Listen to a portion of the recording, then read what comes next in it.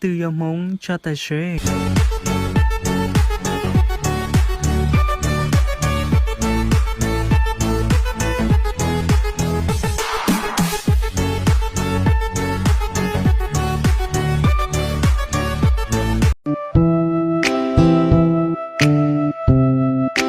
Anh đến với em vào một ngày trời đẹp nắng, một ngày phượng hồng thắm trong đôi mắt buồn xa xăm.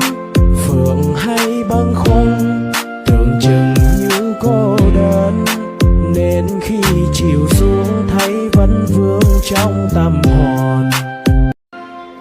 Dù ngày mai bão giông ngập trời, dù em đã yêu ai mất rồi, thì anh vẫn đứng đây khi xưa và chờ em tới.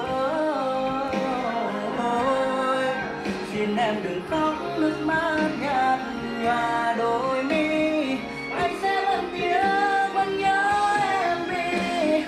Hãy đôi chân đã khác đường đi.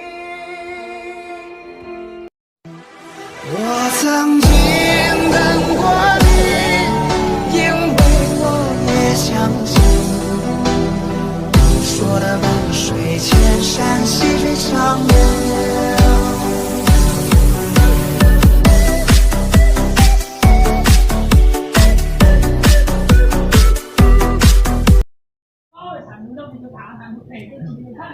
Đẹp trai thế dẹt em một bài đi. Anh không đẹp trai đâu.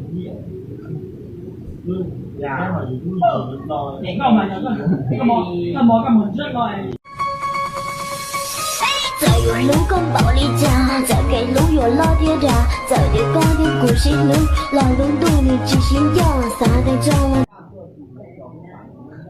Tặng mình một bài đi. Đẹp trai quá, xin ạ. Mình không đẹp trai đâu. Bạn cứ nói thế.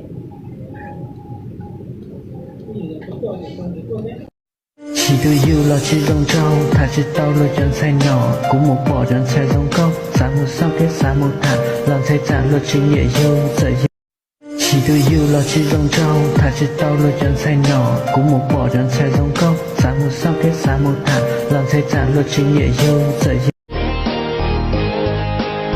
Lúc cứ lo mơ, của trên chỉ tao một thứ, của trên người trái thứ.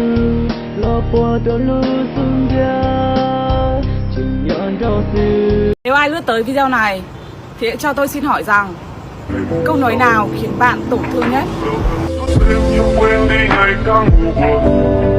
Rằng người ta hãy thương lấy cùng